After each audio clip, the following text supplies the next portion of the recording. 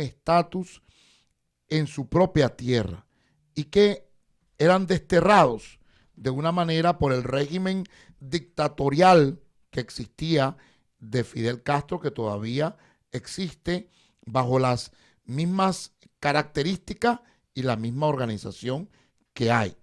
Estas personas llegan, y esto no es un misterio, ni es una cuestión que hay que tapar el sol con un dedo.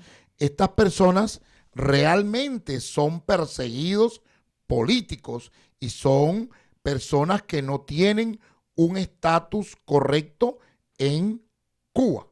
Llegan a este país, ¿verdad? Y es la parte no entendible, y lo reconoció en un momento determinado el presidente Bill Clinton, lo reconoció el presidente Bush hijo, lo reconoció el presidente Barack Obama. O sea que estuvieron durante casi 20 años gozando de un privilegio que era tan grande, que era pie seco, pie mojado.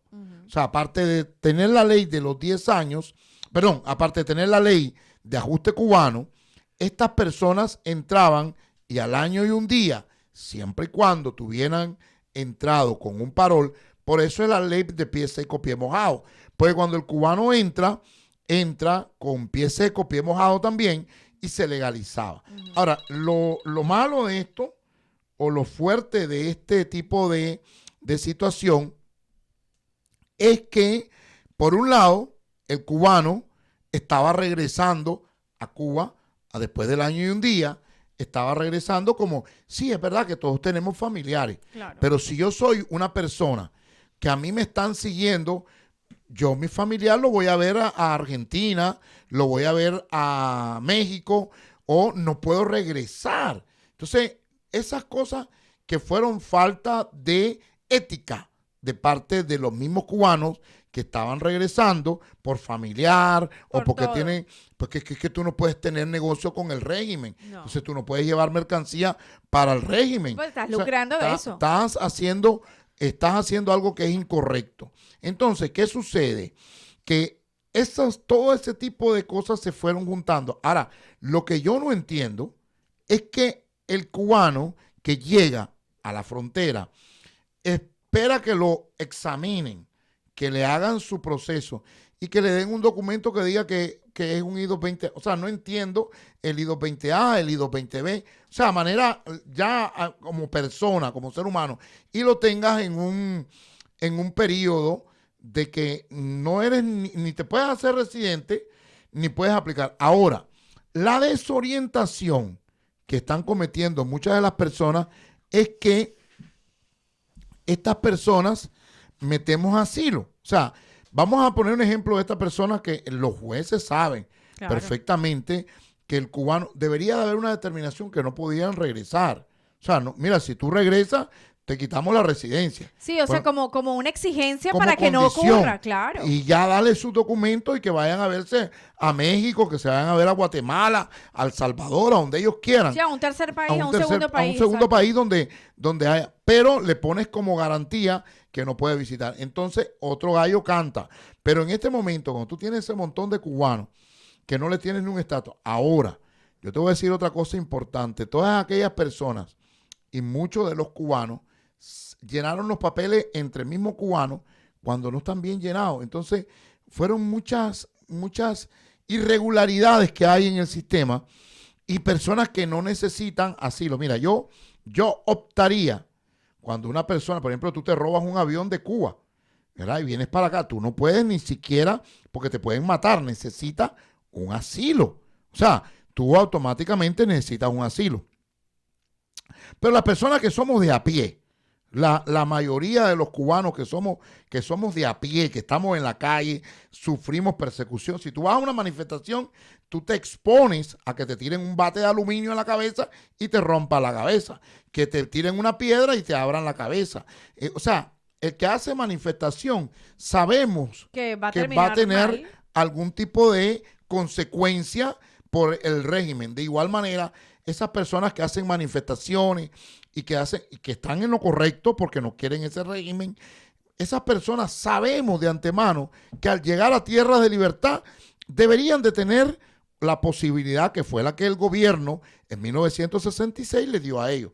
El detalle tan grande, Wendy, es que tú logres unas residencias y que te vayas otra vez a estos tipos de países. Y eso es muy delicado para este gobierno y eso es lo que le está afectando. Porque a veces como nosotros como cubanos decimos, bueno, pero ¿qué les importa al gobierno? Me deberían de ver, este tipo de Obama me hizo una cosa mala, me quitó el pie seco y me quitó el pie mojado. Pero es que no te lo quitó él, te lo quitó las inconsistencias que estabas haciendo al irte para Cuba. O sea, el hecho no es de que el sistema o el gobierno, ahora estamos en un problema serio, complicado y que no hay una definición, porque tú dices, vamos a poner un ejemplo, ay Wendy, tú eres cubana y tú te casas con un ciudadano americano, pero no estás arreglando el problema, todavía no estás arreglando la I-220A, todavía no tienes la solución del I-220A. Tienes tu corte. Tienes la fecha de corte que hay que ir a cerrarla y que esa fecha de corte que tú tienes ahí la estás complicando cuando estás metiendo un asilo que no es defendible. O sea, ¿cómo tú vas a meter un asilo? Vamos a poner un ejemplo, Marilyn. ¿De dónde es usted? Venezolana. La señora es venezolana. Y viene hoy y mete un asilo. Y ese asilo no tiene el fundamento de lo que realmente políticamente le va a beneficiar. Entonces mete un asilo. Sí, porque ir a una marcha no es un fundamento. No te acredita a que ya tú eres un asilado. Exacto. Ahora, hay que entender lo que es un asilo.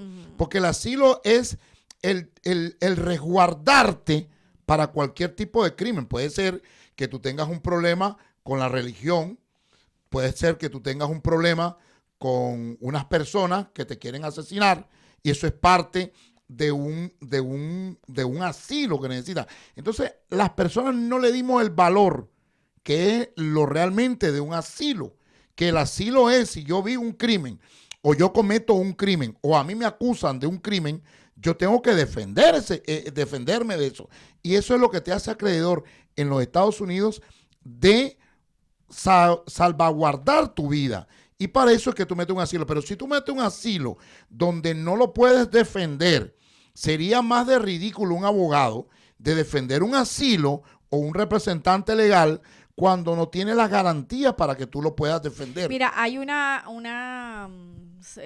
y éticamente hablando no es profesional. Hay una categoría cuando las personas aplican al asilo que es el asilo bajo el CAT, que eso es bajo la Convención contra la Tortura, que significa en inglés CAT. ¿Y de qué se trata? Esto es una forma de protección que se otorga a personas que pues temen regresar a su país para ser torturadas. Y no es lo mismo que el asilo basado en la persecución, aunque en el asilo, en la aplicación de asilo, pueden ser solicitados en conjunto. O sea, tú puedes aplicar bajo las dos categorías. Entonces, claro, el asilo, cuando se basa en esta posibilidad de sufrir en el futuro, no en la persecución pasada, sino en lo que te puede pasar si tú regresas. Entonces, para ser elegible, pues la persona debe demostrar que es probable que sufra una tortura, como lo dice eso, y por parte de los funcionarios del gobierno, o que también fuese de vuelta al país, también que podría pasarle eso. Entonces, esto es muy importante que cuando usted vaya a hablar con una persona que le va a hacer un asilo, con su representante legal o con el abogado de inmigración, usted le explique cuáles fueron sus situaciones que vivió en ese país para ver a cómo aplica. Pero es que estos son los detalles grandes y es lo que está viendo en el Departamento de Homeland Security, en el Departamento de Inmigración, donde las personas llenaron asilo frívolo, o sea, que no tienen fundamento, que son esqueletos, lo que le llaman esqueletos. Imagínate un esqueleto. Imagínate cuando tú no estás estudiando en la escuela y ves un esqueleto y ves a una persona que tiene el cuerpo, ¿no? Que está llenito y yo gordito y todo, eso ves el cuerpo lleno. Ahora, ¿qué pasa cuando tú ves un esqueleto? Tiene a lo mejor tiene la ramificación o tiene los huesos, pero no está completado, no tiene nada. Entonces, si tú no haces un buen asilo y no lo llenas, no lo nutres, no le pones lo que debe de ser, entonces no es un asilo. ¿Cómo te van a aceptar un asilo? Número uno. Número dos, las pruebas que hay, las pruebas son fundamentales, pero no trabajamos. ¿Sabes qué es lo más doloroso de esto, Wendy?